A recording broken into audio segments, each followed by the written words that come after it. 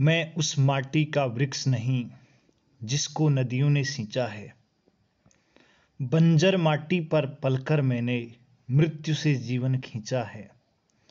बंजर माटी पर पलकर मैंने मृत्यु से जीवन खींचा है। मैं पत्थर पर लिखी इबादत हूँ। मैं पत्थर पर लिखी इबारत हूँ। शीशे से कब तक तोड़ोगे? शीशे से कब तक तोड़ोगे? मिटने वाला मैं नाम नहीं। तुम मुझको कब तक रोकोगे? तुम मुझको कब तक रोकोगे? अभिवादन स्वीकार। आप सभी लोगों का हार्दिक स्वागत और अभिनंदन है एमिनेंस क्लास पर। तो दोस्तों, आज के इस वीडियो में हम लोग जो है आप लोगों के समक्ष लेकर के आए गुप्ताज डायनेस्टी या गुप्त काल की हम लोग बात करते हैं, गुप्ताज एम्पायर की बात करते हैं। तो दोस्तों, हमारा जो गुप्ताज एम्पायर होगा 319 ईस्वी से लेकर के 540 ईस्वी तक का जो कार्यकाल होगा इनका होगा। तो इसमें हम पढ़ेंगे यहाँ पे कि गुप्त वंश के बारे में और गुप्त वंश के महत्वपूर्ण शासन के बारे में, उससे जुड़ी प्रश्नोत्तरी के बारे में। तो दोस्तों, सबसे पहले गुप्त वंश की अगर मैं बात करता हूँ तो इसकी पृष्ठभूमि की अगर हम लोग बात करते हैं तो 4वीं शताब्दी के प्रारंभ में क्या होता है, भारत में एक कोई बड़ा राज्य अस्तित्व में नहीं था इस टाइम पे जो है। यद्यपि कुषाण हो गए, शक हो गए, तो यहाँ पे इनका शासन जारी रहा, लेकिन वो एक तरीके से क्या हो चुके थे, जीर्ण शीर्ण हो चुके थे। तो इसी काल में उनका शासन भी समाप्त हो ही जाता है, सातवाहन समाप्त हो ही चुके हैं। तो इस बीच क्या होता है, इस राजनीतिक स्थिति में गुप्त राजवंश का उदय होता है। किसका उदय होता है? गुप्त राजवंश का उदय होता है। ठीक है, तो कहा जाता है संभवतः जो गुप्त थे वैश्य थे और एक कुषाणों के सामंत रहे थे, ऐसा माना जाता है। तो कुषाणों से प्राप्त सैन्य तकनीक एवं वैवाहिक संबंधों ने गुप्त साम्राज्य के प्रचार एवं सुदृढ़ीकरण में मजबूत भूमिका निभाई थी। तो दोस्तों, आगे बात करेंगे गुप्त राजवंश के ऐतिहासिक स्रोतों के बारे में, जो इनके सोर्स होते हैं, इनके ऐतिहासिक स्रोतों की बात करते हैं। तो इनके स्रोतों को अगर हम लोग देखते हैं तो इसमें क्या होता है कि इसमें हमें जो है 3 तरीके के स्रोत मिलते हैं: साहित्यिक स्रोत, पुरातात्विक स्रोत और विदेशी स्रोत। तो साहित्यिक स्रोत में आप लोगों ने नाम सुना होगा, विशाख दत्त की एक पुस्तक है देवी चंद्रगुप्तम हो गई, नाटक है। और इसके अलावा कालिदास की पुस्तकें हैं भैया, ऋतुसंहार, कुमार संभव, मेघदूतम और मालविकाग्निमित्रम और अभिज्ञान शाकुंतलम। और एक शूद्रक की पुस्तक है मृच्छकटिकम और वात्सायन की एक पुस्तक है कामसूत्र। इसके इससे क्या होता है, गुप्त काल की जानकारी मिलती है। और रही बात आगे पुरातात्विक स्रोतों की बात करते हैं तो समुद्रगुप्ता एक प्रयाग प्रशस्ति अभिलेख है, और स्कंदगुप्त का जो है भीतरी स्तंभलेख हो गया। इसके साथ साथ भीतरी स्तंभलेख, इससे जो है हुण आक्रमण की जानकारी मिलती है। जबकि स्कंदगुप्त का जूनागढ़ अभिलेख है तो इससे प्राप्त होता है कि उसने सुदर्शन झील का निर्माण करवाया था। और इसके साथ साथ गुप्ताज डायनेस्टी के जो हम लोगों को क्या मिलते हैं, सिक्कों के बड़े बड़े ढेर मिलते हैं, जैसे राजस्थान के बयाना से मिलते हैं, और मंदिर वगैरह इसके अंतर्गत आ जाते हैं। फिर आगे आता है आप लोगों का विदेशी यात्रियों का वर्णन। अगर हम लोग बात करते हैं, विवरण की बात करते हैं, तो फाहियान हो गया, विहिंसा हो गया, इस कालानुक्रम में आते हैं। तो दोस्तों, आप सीधे सीधे बढ़ते हैं। गुप्त वंश का संस्थापक कौन था? गुप्त वंश का संस्थापक कौन था, ये आपका पहला प्रश्न है। तो दोस्तों, आपके समक्ष 4 ऑप्शन दिए गए हैं। घटोत्कच गुप्त हो गया, चंद्रगुप्त हो गया, श्रीगुप्त हो गया और नौनोपतीज हो गया। दोस्तों, तो सबसे पहले हम लोग बात करते हैं, जो इसका सही आंसर है, श्रीगुप्त की बात करते हैं। तो गुप्त वंश का जो संस्थापक था वो श्रीगुप्त था, और इसने महाराज की उपाधि धारण की थी। और महाराज की उपाधि उस समय किसकी होती? सामंतों की होती, जिससे पता चलता है कि वो किसी शासक के अधीन रह करके काम करता था। और इत्सिंग के विवरण के अनुसार कहा जाता है कि एक मंदिर का निर्माण करवाया था इसने, और मंदिर के खर्च के लिए 24 गांव दान में दिए थे। ठीक है, और रही बात यहाँ पे जो दूसरा आता है, ए ऑप्शन की बात करते हैं घटोत्कच की। तो घटोत्कच के बारे में कहा जाता है कि घटोत्कच जो गुप्त वंश का शासक किसके बाद बनता है? श्रीगुप्त के बाद बनता है। ठीक है, और बाकी चंद्रगुप्त वगैरह के बारे में फिर आगे चल करके हम क्या करने वाले हैं, डिटेल में बात करने वाले हैं। अब कह रहा है कि दूसरा प्रश्न आप लोगों के पूछ रहा है, गुप्त किसके सामंत थे? मौर्यों के, कुषाणों के, सातवाहनों के और नौनोपतीज। तो मौर्य वंश के बारे में पहले प्रश्नोत्तरी में आप लोगों को बता चुका हूं। रही बात कुषाणों की, तो कुषाणों के बारे में बता चुका हूं। तो इसका जो सही आंसर हो जाएगा आप लोगों का बी ऑप्शन आपका सही हो जाएगा। ठीक है, तो फिर आगे बात करते हैं हम लोग। तीसरा प्रश्न है, गुप्त वंश के किस शासक ने, ठीक है, गुप्त वंश के किस शासक ने सर्वप्रथम महाधिराज की उपाधि धारण की थी? ठीक है, तो इसके 4 ऑप्शन आप लोगों के समक्ष दिए गए हैं, नीचे देखिएगा। तो इसमें श्रीगुप्त हो गया, ठीक है, श्रीगुप्त हो गया, चंद्रगुप्त प्रथम हो गया, घटोत्कच हो गया और समुद्रगुप्त हो गया। तो दोस्तों इसका जो सही आंसर हो जाएगा तीसरे क्वेश्चन का, ये आपका क्या हो जाएगा, बी ऑप्शन। जो चंद्रगुप्त प्रथम था इसके द्वारा जो है कौन सी उपाधि धारण की गई थी, महाराजाधिराज की उपाधि धारण की गई थी। ठीक है, तो आगे बात करते हैं गुप्त शासकों की सरकारी या दरबारी भाषा कौन सी थी। ठीक है, तो दोस्तों इनकी दरबारी भाषा की अगर मैं बात करता हूं तो इनकी जो दरबारी भाषा थी, आपके समक्ष चार ऑप्शन, पाली हो गया, प्राकृत हो गया, हिंदी हो गया और संस्कृत हो गया। तो दोस्तों इसमें जो सही आंसर है आपका संस्कृत हो गया। पाली प्राकृतिक जो प्राकृत है ये जो है बेसिकली आप लोगों ने जैनिज्म या बौद्धिज्म पढ़ा होगा, तो उस टाइम पे ये प्रकाश में थी, हिंदी अभी आई नहीं थी प्रकाश में, तो इसका सही आंसर आप लोगों का क्या हो जाएगा, संस्कृत हो जाएगा। अगला आपसे पांचवा प्रश्न पूछ रहा है कि भैया गुप्त वंश का, ठीक है, गुप्त वंश का वो राजा कौन था जिसने हुणों को भारत पर आक्रमण करने से रोका था। ठीक है दोस्तों, तो इसमें जो है कुमारगुप्त हो गया, समुद्रगुप्त हो गया, स्कंदगुप्त हो गया और चंद्रगुप्त हो गया। चार ऑप्शन आप लोगों के समक्ष यहाँ पे कुछ दिए गए हैं। ठीक है, तो वैसे अगर मैं इसके सही ऑप्शन की बात करता हूँ तो इसमें सही आंसर आपका स्कंदगुप्त, लेकिन मैं पहले इनके एक एक ऑप्शन को डिटेल से आप लोगों को बताऊंगा। तो सबसे पहले आप लोगों के समक्ष यहाँ पे दिया गया, क्या दिया गया दोस्तों, कुमारगुप्त दिया गया। क्या दिया गया, कुमारगुप्त। ठीक है, कुमारगुप्त की बात करते हैं तो यहाँ पे जो कुमारगुप्त आप लोगों को दे रखा है, ठीक है, कुमारगुप्त की अगर हम लोग बात करते हैं तो कुमारगुप्त जो है बेसिकली कुमारगुप्त प्रथम, इसको जो महेंद्रादित्य भी कहते थे, 415 से 455 तक गद्दी में बैठता है और चंद्रगुप्त सेकंड का उत्तराधिकारी था ये। ठीक है, चंद्रगुप्त सेकंड का उत्तराधिकारी था। तो ये और इसने जो है बेसिकली कुमारगुप्त ने अपनी मुद्रा में गरुड़ पर मतलब मयूर की आकृति उत्कीर्ण की थी। ठीक है, मयूर की और इसके द्वारा कहा जाता है कि एक अश्वमेध यज्ञ भी कराया गया था। और कुमारगुप्त प्रथम के अंतिम दिनों में पुष्यमित्र नामक जाति ने यहाँ पर आक्रमण किया था और स्कंदगुप्त जो है पुष्यमित्र को पराजित करने में सफल रहा। और कुमारगुप्त के बारे में सबसे महत्वपूर्ण चीज याद रखिएगा दोस्तों, नालंदा विश्वविद्यालय की स्थापना करवाई थी इसने, इसलिए महत्वपूर्ण है। और नालंदा विश्वविद्यालय को ऑक्सफोर्ड ऑफ महायान कहा जाता है। क्या कहा जाता है, ऑक्सफोर्ड ऑफ महायान के नाम से जाना जाता है। उसके बाद आगे जो आप लोगों का ऑप्शन आता है, समुद्रगुप्त की बात करते हैं। ठीक है, तो दोस्तों समुद्रगुप्त की अगर हम लोग बात करते हैं तो जो समुद्रगुप्त थे, ठीक है, समुद्रगुप्त लगभग 350 ईस्वी, कब से 350 ईस्वी से लेकर के लगभग जो है 375 ईस्वी तक क्या करते हैं, गद्दी में बैठते हैं।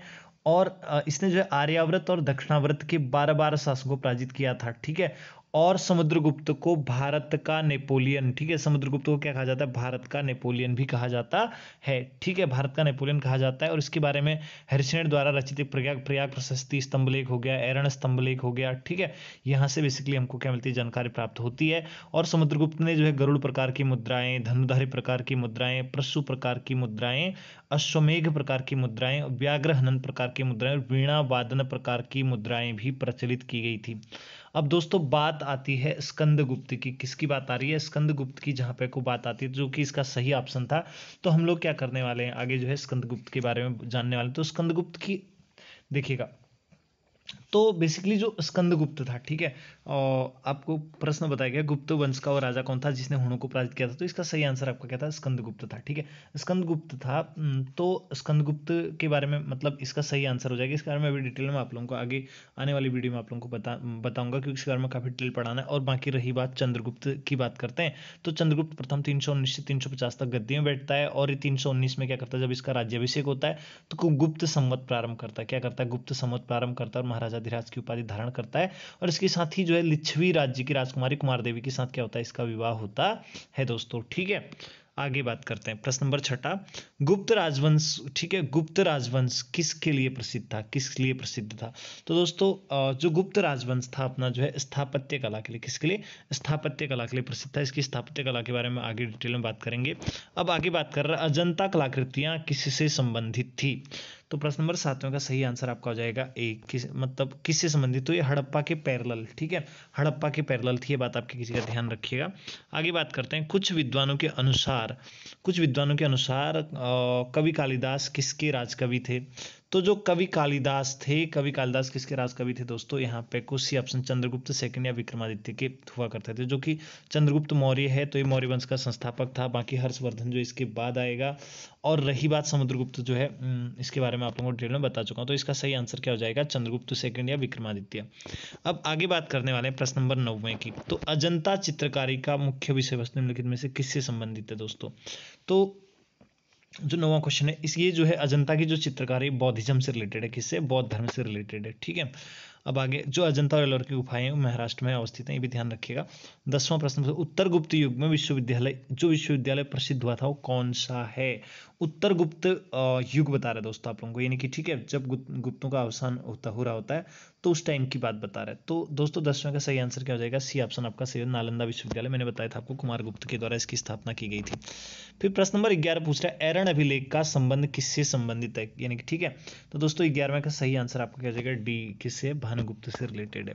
12वां पूछ रहा है आपसे, फाहियान किसके शासनकाल में भारत आया था। बहुत महत्वपूर्ण क्वेश्चन है दोस्तों, आपसे बहुत बार आपसे पूछा जाता है। तो फाहियान दोस्तों आपका किसके काल में भारत आया था, ये जो डी, चंद्रगुप्त सेकंड के काल में भारत आया था। ठीक है, तो आगे बात करते हैं, यानी कि फाहियान जो एक चीनी यात्री था। ठीक, तो आगे बात करते हैं, भारतीय संस्कृति का स्वर्ण युग या गोल्डन एज किसे कहते हैं, या किसके काल को कहा जाता है दोस्तों। तो इसका जो स्वर्णिम युग था या स्वर्ण काल था दोस्तों, इसका जो सही आंसर हो जाएगा क्या हो जाएगा, 13वें का डी ऑप्शन, यानी कि गुप्त काल सही हो जाएगा। ठीक है, फिर फाहियान कहाँ का निवासी था, सिंपल सी बात है, मैंने आपको बताया था चीन का निवासी था। फिर कह रहे हैं कि सेतुबंध का रचनाकार प्रवरसेन द्वितीय जो है किस वंश का शासक था। ठीक है, तो प्रवरसेन सेकंड जो है यहाँ पे को वाकाटक वंश का शासक था, ये ध्यान रखिएगा।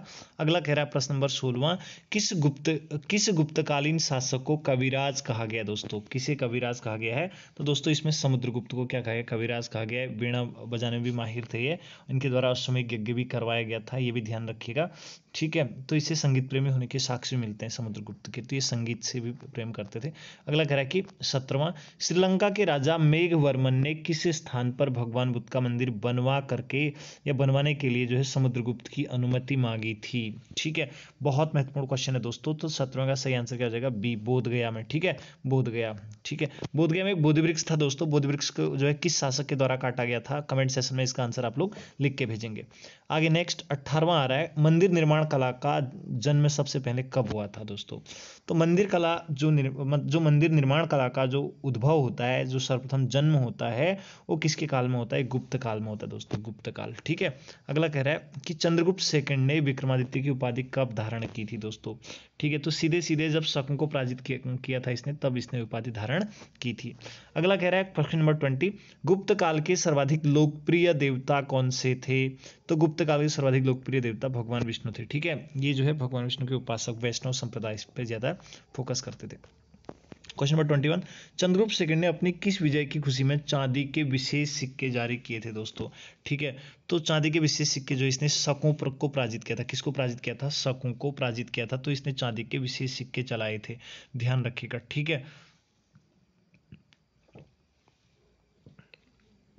तो आगे बात करते हैं कि चंद्रगुप्त जो गुप्त वंश का पहला शासक था जिसने जो है चांदी के सिक्के चलाए थे, ये भी याद रखिएगा। फिर अगला आता है क्वेश्चन नंबर 22, मेहरौली कहाँ है, दिल्ली में है। ठीक है, जहाँ पर कुतुब मीनार है उसी के बगल में। ठीक है, तो लौह स्तंभ का निर्माण किस सदी में हुआ था दोस्तों। तो इसका निर्माण जो है दोस्तों 22 का सही आंसर आपका क्या हो जाएगा, ए ऑप्शन, ए, 4वीं सदी में इसका निर्माण हुआ था। ठीक है, आज भी उस पर जंग नहीं लगता, अपने आप में एक अतुलनीय है। फिर अगला प्रश्न आप लोगों से कह रहा है कि किस वंश के शासकों ने, ठीक है, किस वंश के शासकों ने मंदिरों और ब्राह्मणों के लिए सबसे अधिक गांव दान में दिए थे। तो इसका आंसर क्या हो जाएगा, 23 का ए ऑप्शन, गुप्तों ने दिया था। मैंने बताया था 24 गांव का उल्लेख किया था अभी।